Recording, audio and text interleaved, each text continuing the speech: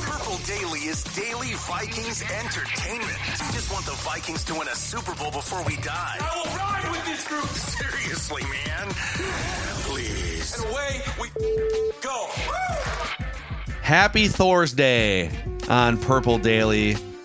Our friend Thor Nsytrom from Matthew Berry's, is it like a pretty new platform, Fantasy Life? Like when did he officially launch that thing? 3 years ago, I think. Yeah. Pretty new player to the, I mean, he's not a new player. He's an OG Mount Rushmore player. And you're well on your way, I feel like, to being a Mount Rushmore player. From your lips to God's ears, Phil. So we're going to get into the latest on JJ McCarthy here, but Thor's glorious appearance and beard are presented by Roku TV, America's #1 TV streaming platform. Now, I have been a built-in Roku system guy for probably 10 years. I now am a Roku TV owner as of this last weekend. My wife and I went, and we went to a local retailer, grabbed ourselves a 65-inch Roku TV 4K. Automatically adjusts shows and sporting events with Smart Picture Max. You can go to Roku.com to learn more or shop at a retailer near you. Really, we had like a 50-inch TV and it didn't quite fill out the space the way that we wanted. And so now football fills the space the way that God meant it to. Next 5 days, that TV will never be shut off. Oh, dude, it's just 5 days of glorious football. Roku.com to learn more or shop at a retailer near you. So here's what, and Judd, you were there for this JJ McCarthy discussion, right? Was this come With from O'Connell? the Wednesday? Yeah. I asked the question. You asked the question? I prodded the question from him. Let's go. Because I needed to know what the McCarthy plan is, because there ain't nothing more important than the McCarthy plan. Dude, Judd hanging out at US Bank or TCO Performance Center during the week is already paying dividends because we're gonna literally like fill an episode with Judd's I'm thinking question of the answer. show when I'm out there. Right. So I'm going to read the quote that spawned from your question, and then Thor and everyone, we can analyze this. So JJ McCarthy is using a scooter to get around the facility so he can be efficient with his time. And I saw him. Nice scooter. does it have a horn like Declan? Tassels? He unfortunately, O'Connell said that he crashed into his wall. And I did express, because it looked like a souped up. I don't know if you can hear this. That's JJ McCarthy. I like to apologize. He's in a crash. Somebody's doing leaf and grass work, and it's September. Wait, that's the sound of Thor trimming his beard. Yep, there it is. There it is. But I did express some concern about our favorite QB being on a scooter. Be careful. Don't crash into walls, please. So, all right. So here's what Kevin O'Connell said. I want to see him. I want his teammates to see him every day. I want him in meetings. I'm going to meet with him personally 1 day a week to make sure that I can personally be challenging JJ on his ownership of game plans, the why behind the things that we're doing, the play intent. I want JJ to feel like he's a support system for Sam Darnold in the quarterback room, but at the same time, bigger picture, making sure we don't waste one moment where there could be some growth and development and really continue that positive momentum that I think a lot of us saw in training camp before the injury. So, Thor, what do you think of the plan here for your biological son, JJ McCarthy? Sounds about right to me. Yeah, I mean, you have to get those mental reps in. Obviously, you can't physically be on the field this coming season, but these are some of the things that are super important for his future. And I think he's a guy that projects to be engaged during this season. He's not going to feel sorry for himself. And so those coaching sessions are super important. And he's just going to be a sponge this year on his little cart going around, whatever. It's a study year for JJ McCarthy. And I think that should help, heading into next year. As far as he can be down there on the field and then, being able to ask questions, what did Sam see? What's the play concept? Having the mental reps with it should facilitate a quicker start next season when he takes over. And this also, to me, is where having a head coach who was a quarterback and who knows becomes absolutely paramount, because, O'Connell's going to meet with McCarthy once a week. I guarantee he's going to get a lot of work in the QB room. Like, if you imagine this with perhaps a certain defensive coach, right? It would be like, he's out for the year. I don't, well, I guess I'll tolerate him. Like this cultivation. I guess we'll keep his card key active. Yeah, exactly. This cultivation is so important, and it's an interesting thing because he is sort of going to be for the fan base, I think, in some ways, out of sight, out of mind. But the amount of stuff that he can learn and pick up on, and the special attention, like as I've said before on the scoop with Doogie, Thorsday, he's the most important person as far as I'm concerned in the building. Yeah. Like McCarthy's importance has not gone down one bit. He remains the most important person in the building. And so I think what O'Connell talked about is just so important that there is such a plan in place. Yeah, he most certainly is. He's the most important person in the franchise for the viability the next decade. And you're still in deference here, of course, to his development. And I know people out there, they might be like, well, he can't get on the field. He's just going to stagnate. I would have people question that idea. I absolutely think that you can improve out the field. And the guy who would stump for this idea was the number 2 overall pick in this past NFL draft, Jaden Daniels. Jaden Daniels was not a good pocket passer at Arizona State, particularly his third season, 2021. I believe he had a TDI&T ratio that was even at Arizona State. He hit the transfer portal, and LSU initially, when they signed him, they were like, oh, you're going to have to compete for the job with Garrett Nussmeier. We saw for the first time on Monday against USC. But Daniels ends up beating him out. There was improvement that first season, and then there was the enormous leap this past season, 2023. Jaden Daniels and the LSU program has been very open about where that improvement came from, because it's like, how did this guy who had no pocket presence and wasn't great at reading defenses downfield, how did he become so good at it so quickly? They had this VR system at LSU where he would put on the headset, he'd see the defense, and he'd know the route concept coming. They'd mix up the blitzes and all this stuff, throw different stuff at him. And he got so good at immediately, what coverage the defense in, where is the pressure coming from? What's my first read? Is it there? No. Okay, second read here. And he was able to get those mental reps in, where then all of a sudden when he was in the pocket, everything had started to slow down for him, and it allowed his physical ability to flower out. They said by the end of it, Jaden Daniels had gotten so good in that VR system, they started running it at double the speed. So he was playing games in advance on fast forward, essentially mentally. That's just one example of things that you could do with JJ McCarthy. Of course, taking Kevin O'Connell, putting him under his wing, the former quarterback, San Diego State, like Judd's mentioning. Obviously, you have a lot of exposure there. You can impart a lot of wisdom, hang around Sam Darnold, being able to watch these games from the field level, see what NFL speed is, what decision would I make here. But there's a whole bunch of different things you can do, even with JJ off the field this year, where you can hasten his development. I should have done like a deeper dive to sort of disprove this theory on the other side, but I can think of a handful of quarterbacks in the last 25 years, first round picks, sat for a year or longer, that were wild success stories. At least, I mean, there's one still pending, Jordan Love, but what he did in the second half. Dante Culpepper sat entire first year, NFC Championship game the next. Now, he had some turnover problems, and obviously it's nice to be throwing to Randy Moss and Chris Carter, although JJ McCarthy is going to be throwing to Justin Jefferson. But Culpepper came out, was instantly a star, 11 wins first year. Aaron Rodgers sat for a few years. Jordan Love, I mentioned. Patrick Mahomes is the other recently famous example.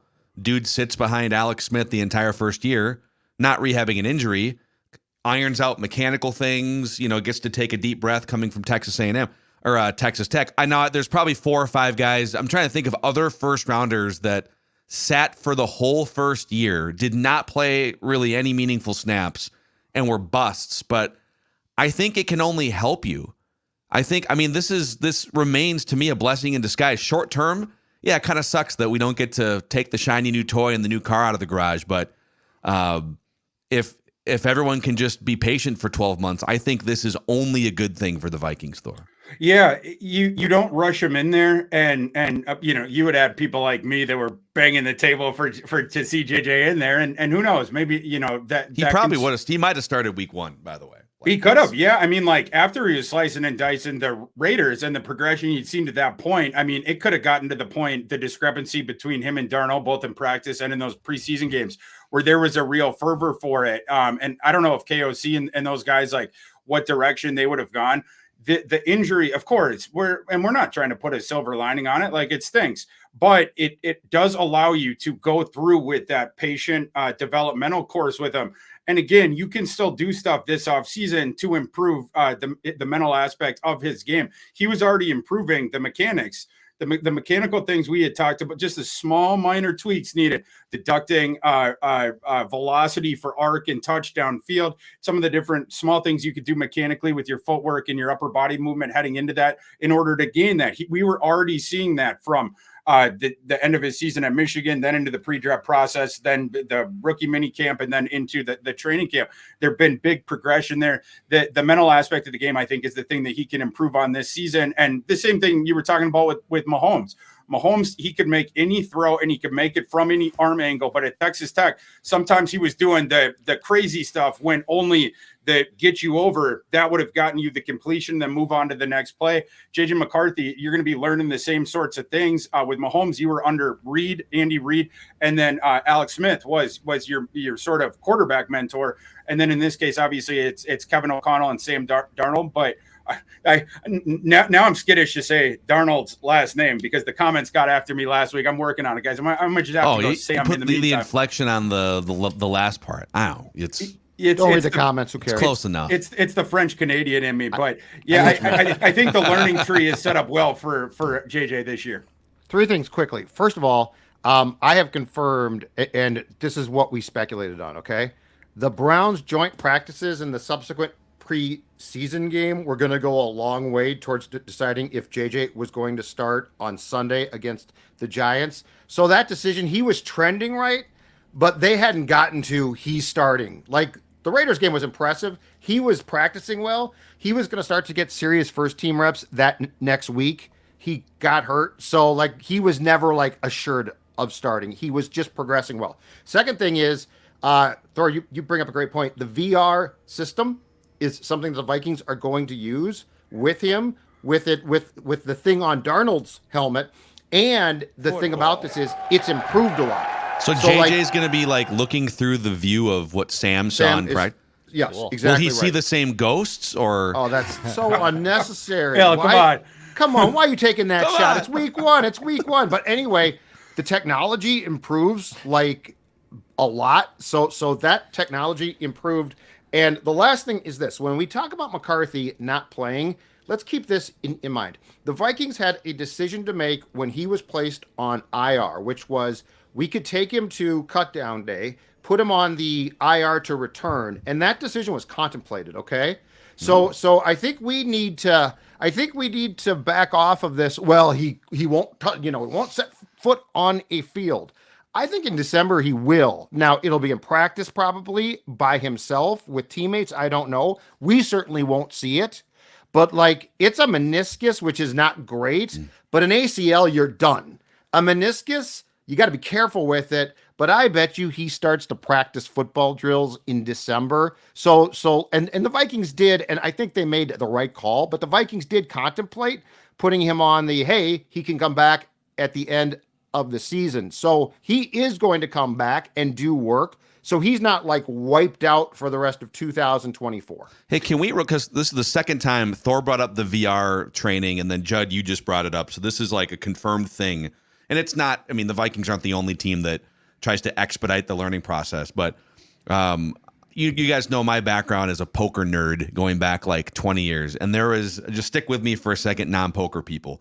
There was a period like in the early 2000s to mid 2000s where the poker world, as it exploded on ESPN, when you remember like Chris Moneymaker winning a guy named Chris Moneymaker won the 2003 World Series of Poker main event, $2.5 million, and it threw it into the mainstream. And most of the guys at that final table were like the old backroom brick and mortar casino, like the live players with a set of cards in your hand, a cigar in your mouth. Online poker explodes in the early 2000s, and you had a bunch of nerds sitting in their basements with like 2 computer screens playing 20 tables at once online and like literally playing like 1 million hands a month while the backroom guys over there playing 20 hands an hour and going to the bathroom. That's kind of what this is, right? It's like I get that you can't substitute actually playing in a game of football, but if you can sit there and take like 100 or 150 mental snaps or VR snaps a day or whatever the amount is. Like, I think that's a really interesting development tool for JJ McCarthy. Yeah, I totally agree with you. And I had buddies like that and undergrad at the University of Kansas that it was party poker and some of those ones where you used to be able to do it. And then full tilt. Yeah, full tilt. You'd be on, and I'd see them. They would have the multiple screens up, and then they'd be clicking. And I asked one of the guys one time, like, how are you able to play in 15 games at a time or 20 games at a time? I mean, don't you need to know the players around you to make the decisions? There's some stuff in poker, and there's some stuff in football and reading a defense where it's the answer is essentially given to you by the implied probability that you're going to have success. Whether that's the pre-snap look one way, what way is the numbers? Are they in zone coverage? Are they in man coverage? The odds would tell you this is the high percentage thing here. Whatever those sorts of things and that sort of decision making process on the nuts and bolts stuff, you can absolutely fly forward with that in your decision making by doing in this case, it being the VR, the stuff that you can't teach, the Pat Mahomes thing, going off script, scrambling around, allowing the receiver to break off. And then you have, this sort of connection with him where he's going to go, whatever. And then you can hit him on the hands while you're scrambling. That stuff McCarthy already does. He has that innate special improvisational ability, keeping the mechanics with him on the move. He's going to make those decisions in the moment. That's his gift. The stuff in the nuts and bolts, the running of the offense, seeing the defense, what coverage are they in? Where's my first read? Is it there? Nope, because they were in that. Now we're going to go to the second. That sort of stuff can improve by doing this stuff by leaps and bounds, as Jaden Daniels already showed us. And I think a key thing too here is if McCarthy hadn't made such improvement from the spring to training camp, I'd be like, this isn't going to help him at all. Like he's going to have to sit out. Now his growth has been stunted. But if you look at this, I'm telling you, I mean, this guy, when he came to OTAs, good arm, but some atrocious passes, training camp, all cleaned up. So, I mean, clearly he's a very smart guy. He works his ass off and he's a quick study. So I think the VR stuff for a kid like that is perfect fit, because the fact that I can't explain the improvements, because he made some passes in the off-season stuff where I'm like, oh boy. And ordinarily you don't come back, a month and a half after that and it's all cleaned up. It was. So yeah. And again, he's got a coaching staff starting with his head coach that can can take him exactly through what he needs to see. So as far as like concern about what's going to be lost here, yeah, it stinks he can't practice and can't play. But beyond that, I don't have a fear that his growth is going to be stunted. And in fact, in some ways, I think from a actual mental rep standpoint, it's going to be helped. Yeah, I think so, because you don't develop any bad habits, or you don't carry over any bad habits that you had before. And that's obviously what they were working on him with, and you can continue to do so with him at the field. And, we talked about every decision with JJ McCarthy, it has to be made through that long-term lens. That's what they did even with the election of the surgery that you were talking about, Judd. The meniscus thing, you can do the short-term fix where you could have been back sooner. And I got to be honest, like if I was in that building, I would have given real thought to that, because I want to see JJ McCarthy out there. However, the smart play was to do the one where you have to be out longer, but then it's the long-term fix. Derrick Rose is one example of an athlete that took the short-term one, so I can be back quicker. And then he started to have degenerative knee problems where he had to do it over and over and over again. They elected to take the pain early, the Vikings have initially, by doing the long-term meniscus surgery with JJ. But again, this was never going to be the season where the Vikings were some legitimate contender, whether McCarthy was playing more or not. And now you've done something that's in deference for the long-term development. And I think you're going to see improvement out of him just through what he can learn this coming season.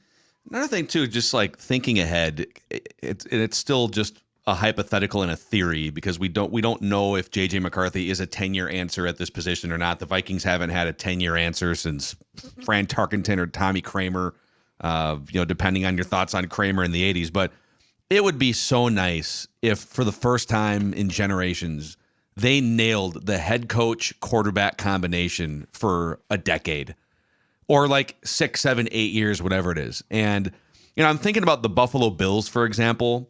and Josh Allen. I mean, Josh Allen has a little bit of a turnover problem he needs to calm down on, but he's one of the consensus 3 best quarterbacks in the NFL. And when you turn over your roster because of salary cap issues and you trade away a Stephon Diggs and you're trying to figure out what your identity is again, well, Sean McDermott is a really good head coach and Josh Allen is a really good quarterback, and the rest of it is kind of in flux. But Vegas says, yeah, that's a 10.5 over-under team because of Sean McDermott and Josh Allen and some other pieces. And it's nice to know that you can lose and change other parts. The Kansas City Chiefs, boy, our salary cap is bleeped a couple years ago. We got to trade away Tyreek Hill, and we got to do this and say goodbye to defensive player. But because we have Andy Reid and Patrick Mahomes, all those other pieces are kind of substitutable. And we're still going to be winning like 10, 11, 12, 13 games in Super Bowls.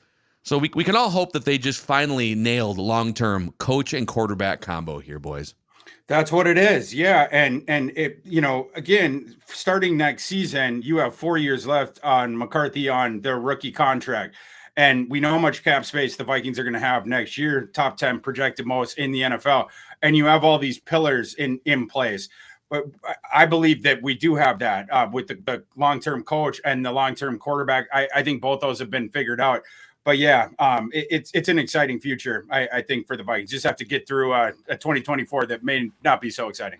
So one thing that I think is going to be extremely interesting to watch starting on Sunday, and this actually might transform again with McCarthy expect to start in 2025, you guys, is this too. I think we are going to see an offense that is not going to abandon the O'Connell/Rams principles. But I think what we have here in O'Connell is a play caller who understands I have to adapt as well to my personnel. We got a lot of old time offensive play callers. You're going to fit in the West Coast, or I'm going to force you to, and then it becomes an eyesore. But I really have the feeling that we are going to see an O'Connell offense unleashed on Sunday that is definitely not designed for Kirk, if that makes sense. It's going to be designed for Darnold's strength. They are not going to set Sam up to fail. And if you put the Kirk game plan in, you do. And then it could be morphed again because JJ's skill set is obviously going to be different than Darnold's. But we haven't talked about it a lot. I need to ask O'Connell about this, but this guy he's a sharp dude. He's not going to make people do things they can't do well. So just from saying they're going to run the ball more, but I also think we're going to see a different flavor of the playbook here, which is going to be eye-opening for those of us who watch Brad Childress try to force the West Coast offense down people's throats. And it's so important, and it's a great note. There's coaches that are good play callers, but or have good system, but then it's like you're trying to shove any of the personnel into that system and they don't make any adjustments. I'm not going to name any names, PJ Fleck. But the better offensive coaches are the ones who every single year, depending on the personnel, they are morphing the game plans and the attack around the personnel on hand to have them put them in the best positions to succeed, like you're mentioning, Judd. And that's what you see is like year to year changes in the play calling tendencies and stuff like that in deference to the personnel on hand. I totally agree with you. That's what I expect this coming season. I think you're going to see more running. I think you're going to see the best rushing team that O'Connell has had by far. I don't even think that's going to be close. I think you're going to get more passes to the running backs, things where you can design free completions for Sam and move the offense that way and not put him, to your point, not put him into that position where in neutral game scripts, you're constantly having him sit back in the pocket where the defense can pin their ears back. And now Sam has to make a complex decision downfield under duress. That's where things are going to go sideways. So I think you're going to see game plans that are tailored to the strengths of the offense and the personnel on hand. I have a sort of a season question for you guys, and then we will definitely get to Thor's college football junkie thing to watch for Vikings fans this weekend. But I'm seeing something on Prize Picks right now. I just opened up the Prize Picks app on my phone here. And by the way, you can now win up to 100 times your money on Prize Picks with as little as 4 correct picks. So you select between 2 and 6 players. You pick more or less on their projected stats, and you place your entry.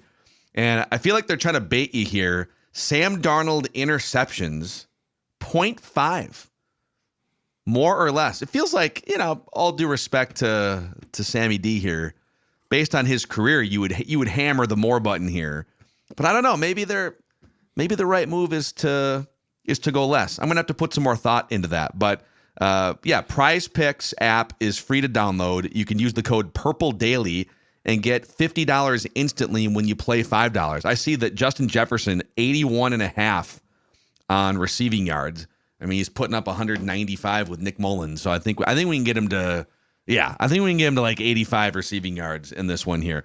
But use the code PURPLEDAILY on Prize Picks to get $50 instantly when you play $5. Prize Picks, run your game. Finch Home Solutions is running some game around the Twin Cities and Greater Metro, Judd.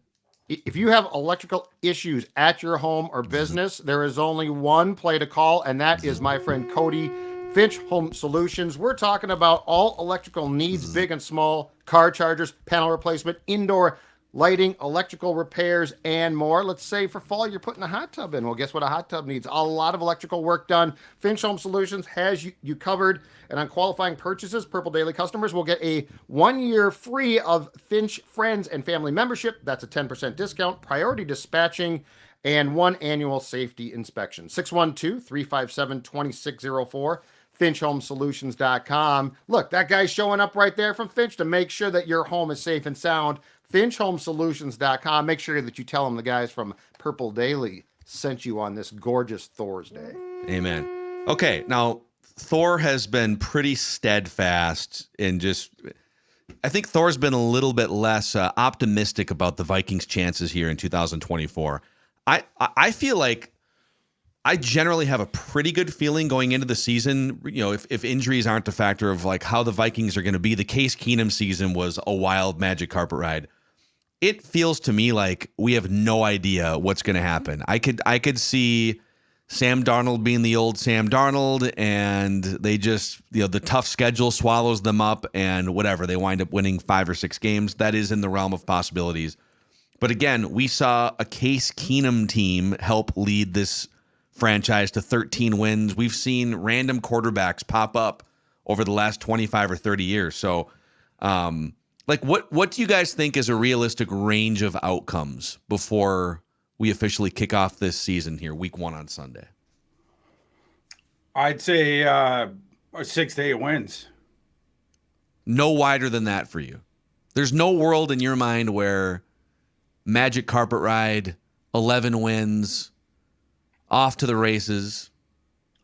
I don't see it happening. If it does, KOC should be named Coach of the Year. I didn't think he got enough Coach of the Year votes a couple years ago in his first season when he took that team to 13 wins. But yeah, I just, the depth and the talent, certainly at quarterback, and then along a couple of those positions on defense, I think that's what's going to hinder you here. I think a smaller band of outcomes, but that being said, this is a totally new team, and we're going to have to see. So there is a lot of sort of unknowns here. Worst case for me, 6 wins, because I don't think they're going to be a dumpster fire unless everybody gets hurt. So I don't think this is a 3 or 4 win team. I think worst case is 6 wins. I think best case is probably about 9 wins. But I mean, I think they're going to be competitive. I think they're going to play in a lot of close games. But most importantly, I think they're also going to get guys playing time to help them mature. I think this thing is going to be in very good shape to pop when McCarthy is under center and Thor is slamming beer bongs because he's so happy because his son slamming beer bongs is playing. I think that's the thing. But I am not down on this season because I'll continue to say this. I think they're going in the right direction, which is far more important to me than let's run it back. It was good enough before. I am more optimistic about this than I was the 13-win season. That felt like a formality of let's prove Zimmer was a bad coach and we can run it back, right? Now you've got your quarterback of the future. I know their roster is actually old, but that's how about that? It's like the 3rd oldest roster. It's a few players though, right? It's Harrison Smith, Gilmore. So it doesn't. It's like I think it's swayed by a few guys, but I think there's a lot of things to like here, and I also like the 53-man roster decisions to keep D linemen who are young. I much prefer to, we signed this guy who's long in the tooth and he can play a little bit. I like what they're doing. What's your range, Dex? I would say the floor is if Darnold's terrible, even with some good playmakers, they're a 4 or 5 win team. if Darnold's horrible, if he is who he is, not even horrible, if he is who he is, that's a 4 or 5 win team. Horrible usually, Which is usually pretty bad. Although But I if would fight for like the sample sizes in Carolina. If you sort of like dig in between the couch cushions, there's some interesting stuff. I think he's playing there, with bumpers though. Yeah. He's got bumpers. Yeah. And but in terms of the floor, like I there is a scenario where Sam Darnold's awful and the Vikings can only win 4 to 5 games. I think ceiling wise, they're a 9 is my absolute ceiling, and I think that's even probably more of a. I don't feel great about 9 wins, but I think 4 to 9 wins is probably the range I'm in. And so you guys, so Thor's ceiling is like 8, Judd's is like 9, Declan's is like 9. So we all picked them to win either 7 or 8 in our last schedule pick. I'd call me a homer here, but like I picked them to win 8. I think there is a world in which, and it's not a high percentage, but in which 10 or 11 wins is on the table if Darnold becomes the quarterback that people expected, or even like 80% of the quarterback people expected 5 years ago. And then in the division, there's 2 other interesting forces here at play. I think the Packers are going to be good, but we are crowning the Packers after a half season of Jordan Love. That team was like 2 games below 500 going into December. Yep. Caught lightning in a bottle, make the playoffs, win a road playoff game. Are we 100% sure about Green Bay? And then the Lions are loaded. Best offensive line in the league. But at the end of the day, Dan Campbell may be a short shelf life coach. The Lions organization tends to have a gravitational pull toward embarrassment. Like, are we too quick to instantly crown Lions and Packers? I believe they're going to be good. But I just think there is a world in which some things don't go the way that they look on paper here. I don't think the Packers caught lightning in a bottle. I think they caught an advantageous schedule stretch. But, at the end of the season there, it was like one after the other. It was an advantageous opponent. I don't believe in them to the degree that the market does. I see the Lions probably the same that other people do. But, yeah, the Packers are going to have to be qualitatively better to have similar results because they got lucky with the schedule at the end there. And if I'm not mistaken, the Vikings and Packers, who of course have very similar schedules, I believe the Packers is graded as the toughest right now. So like they're going to be tested as are the Vikings, especially that early season schedule. Let's get back to Darnold for a second though, because to Declan's point, like the fear is, oh my God, he's the Jets Darnold, Panthers to a certain point. That guy was not as bad as the Jets guy. But I will say this, my interpretation of what is going on with the Vikings is Darnold to be awful would have to go rogue, which probably gets him benched. He will be operating with play calling bumpers. I can guarantee you of that. Like he's not going to be just cut loose and been like, Sam, you failed before, but you had a year with Shanahan, so let's go. He's going to be, and this goes back to O'Connell tailoring his play calling to his quarterback. He's going to be put in advantageous situations, and if they break down, he's going to be told, get rid of the ball, out of bounds. Do not, don't take sacks, don't throw picks. So, like, Declan's worst case would actually, I think, at some point get him benched because it would mean he's going rogue and just panicking completely. There will be bad plays, but, like, this is not going to be, hey, we're going to give you a shot now, go do it, kid. This is going to be a very refined, I'm calling plays for you. I'll say this. Nick Mullins for sure last year went rogue at times, which bothered them greatly. If you go rogue, you're going to have problems. That's right. Yeah. And speaking of last year, you guys remember the Vikings started 1-4 in games they were only outscored by 12 points total because in those games they lost the turnover battle by 7. Yeah, I think like if there's one thing to keep an eye on vis-a-vis Kevin O'Connell's game plan and overall thoughts heading into this game, it's how do we prevent putting Sam Darnold in positions where he is going to turn the ball over. History tells us. Yep. And that's an ideology thing. I think you see a game script here where it is more run heavy initially, and then the more of the quick hitting passes initially as well. So you don't have Sam back there in the pocket. The biggest matchup here to keep an eye on in the Giants game, the Giants have a nasty defensive line with two nasty edge rushers. And of course, Garrett Bradbury hasn't stopped having nightmares about Dexter Lawrence since the last time that they met up. That was when I said Garrett Bradbury spent more time in Kirk Cousins' lap than his kids in that game. And you go up against that defensive line now, and your chief strategy as an offensive play caller with Sam as your quarterback is don't put him in positions where he gets under duress and then has to make a quick decision.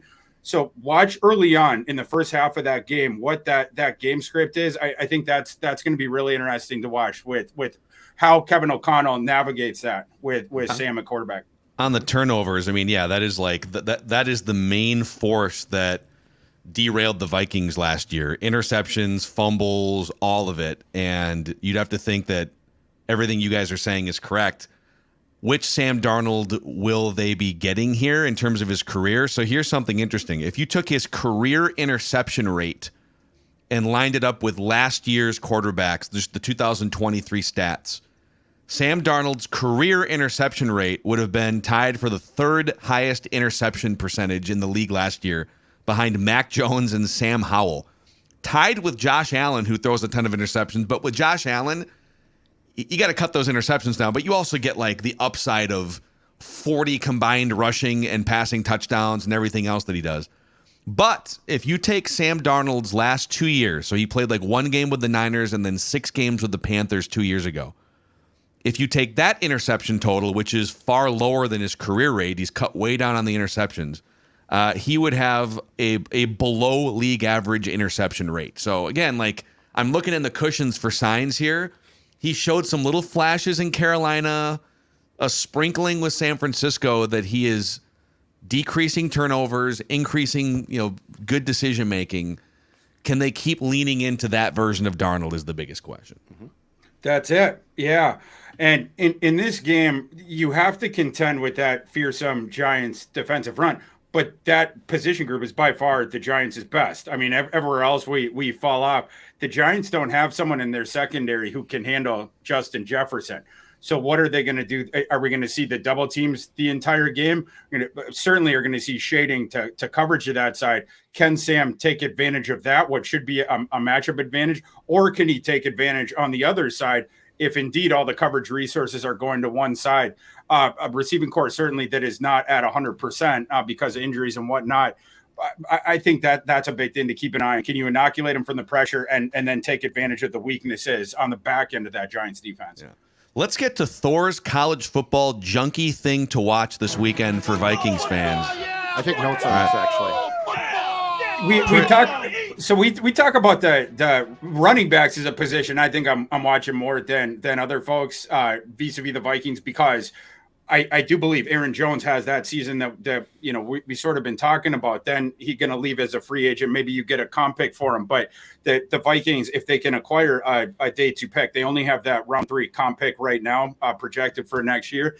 That's where you can get a starting running back. And what is a stacked running back clash? Ashton Jeanty of Boise State last week had one of the more ridiculous games that you'll ever see. It was 250, 260 yards rushing, 6 touchdowns, and he also had 3 catches against Georgia Southern. Boise State ends up winning that game by 11 or 12 points.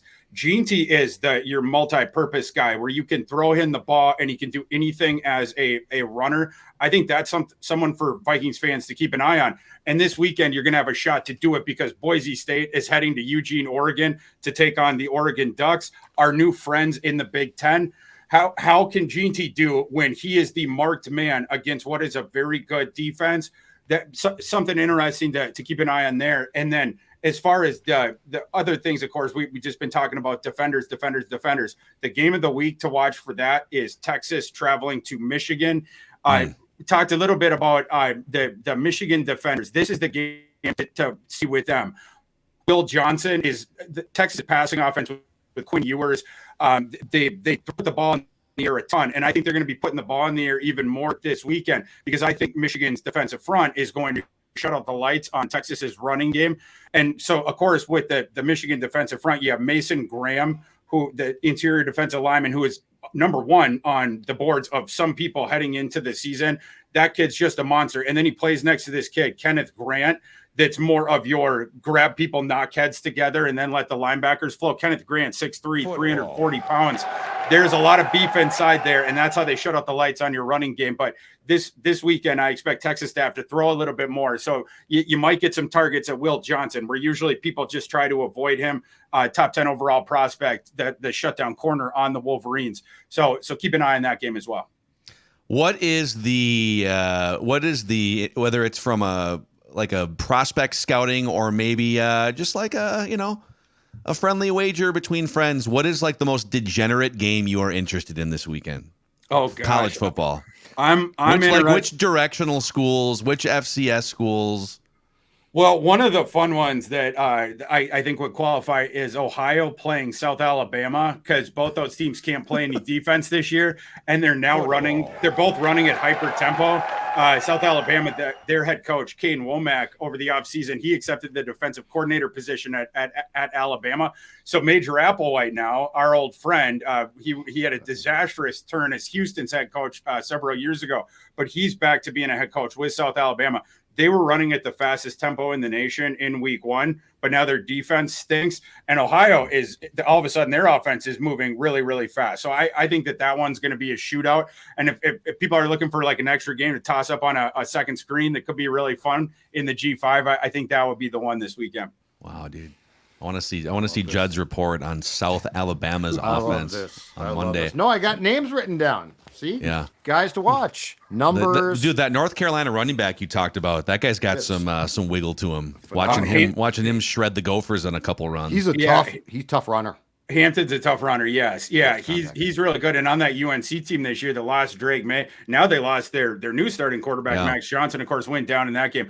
They're going to have to go even more run heavy this year. So, yeah, he is on the list for Vikings fans to look at, assuming that Aaron Jones does leave after this year. I think he'll have a good year. But you're looking to fill the running back vacancy in day 2, can get a starter. There's a bunch of names on that list. Certainly Omari and Hampton's name would be as well. Yeah. By the way, if you're looking for frontline protection, like a great South Alabama offensive line for your quarterback, Federated is here to help you. Business owners out there, we know there's a bunch of business owners that are loyal to Purple Daily. We appreciate you. Federated is all about equity, integrity, teamwork, and respect. That is what their corporate culture is grounded in. They measure their success by the success of the businesses that they work with. So you can find out how they can keep you focused on safety and preventing claims. They will set up a customized plan for you. Federatedinsurance.com, where it's our business to protect yours. And don't forget, we're giving away a 4-pack of Renaissance Festival tickets on the Score North app. Listener rewards section, Renaissance Festival weekends through September 29th. If you need to break away from your college football feast, then you can go stop over at the Renaissance Festival. And those 4-pack of tickets we're giving away on the Score North app. One more thing for you. I saw you telling people on Twitter about a certain sleeper wide receiver to watch out for in your fantasy drafts. Well, last night I did the Hubbard TV fantasy draft. Chris Long from Channel 5 locally is the longtime 15-year commissioner. Our guy AJ Fredrickson's in this league. And so it's a 16-team draft, snake draft, with like 8-man benches. I mean, you are reaching, but I just want you to know that I took Luke McCaffrey in like the 8th round of this draft, and I'm banking on that depth chart that they put out not being a hoax. They put Luke McCaffrey as a starting wide receiver on the Commanders depth chart. So I'm taking your word, Thor. Yeah, he's a kid. Indeed. Yeah, McCaffrey, I like him a lot. And you people out there that watch that Thorsdays going back to the spring, every single one of the drafts, I was taking McCaffrey in the 7th round initially because it was rated too low on PFF. So listeners of the show, you have a lot of exposure on Luke McCaffrey's game. I won't get into it, but this is a perfect situation for McCaffrey in Washington because the aforementioned Jaden Daniels, his favorite thing is throwing downfield, and McCaffrey is an assassin downfield. It doesn't matter if he's covered by 2 guys. His contested catch rate was insane down the field. And he tested the exact same as his brother Christian did in the pre-draft process. So definitely a sleeper out there for people. Last year, I don't want to evoke this, put too much pressure on my boy Luke McCaffrey. But last year, everyone knows I was banging the table for Puka Nacua this time last year before the season started. Banging the table for Luke McCaffrey this year. He's in a perfect situation. Let's go, dude. Pressure's on. It's too late, Thor. You've been talking this kid up for months now. I took him in the 2nd round, actually, is what I meant to say. My 1st round pick. It's either him or Amon-Ra St. Brown, and I chose Luke McCaffrey. Well, luckily you can get him on a huge discount. There he is, folks. Thor Nystrom from Matthew Berry's Fantasy Life platform. Every Thursday here, every Thorsday on Purple Daily. Dude, enjoy 5 days of football starting tonight. Tonight on NBC. Or tomorrow. What's tonight? What network are we on tonight? NBC. Tonight, NBC? Okay. Peacock NBC. on Friday. Tonight. College football all day Saturday. And then the full slate. I mean, Vikings Giants. How can you not love Kenny Albert? Dude, it's the Vikings and the Giants. Live on Fox. It's the Vikings, the Giants, and the Packers. It's a triple threat match next on Fox. And Vilma knows nothing about any of those I've done teams. no prep for this. My partner, Jonathan Vilma, hasn't studied film in 10 years. Find out. The linebacker next. has to make a play here because when the linebacker is snorting, the team's in trouble. Back to you, Kenny. Thanks, Jonathan. We're definitely going to be going out for that Giants game, me and the friends. If you see me, come up and say hi. Someone, by the way, boys, after that Gopher game, I had to go out because I always get the lifts back. So you have to like walk away from the stadium. And I ended up in front of that Domino's Pizza. That's where they said to do the thing or whatever. It was $6 pizzas after the game, $6 cash inside of, ridiculous. Anyhow, I went in and get one. This isn't an ad. I'm just telling a story. The guy behind me, I hear him like whispering to his girlfriend. He's like, that's the dude on Purple Daily. And I turned around. And anyway, I love that stuff. I love talking to you all. So if anyone sees, I'll come up and say hi. Hey, honey, it's Thorsday every day, even on Saturday. Yep. Awesome, man. Thor Nystrom, we'll see you next Thursday, sir. Appreciate you, boys. Looking forward to it. All right, boys. Purple Daily, daily Vikings entertainment. We just want those Vikings to win a Super Bowl before we die. Come on, let's go.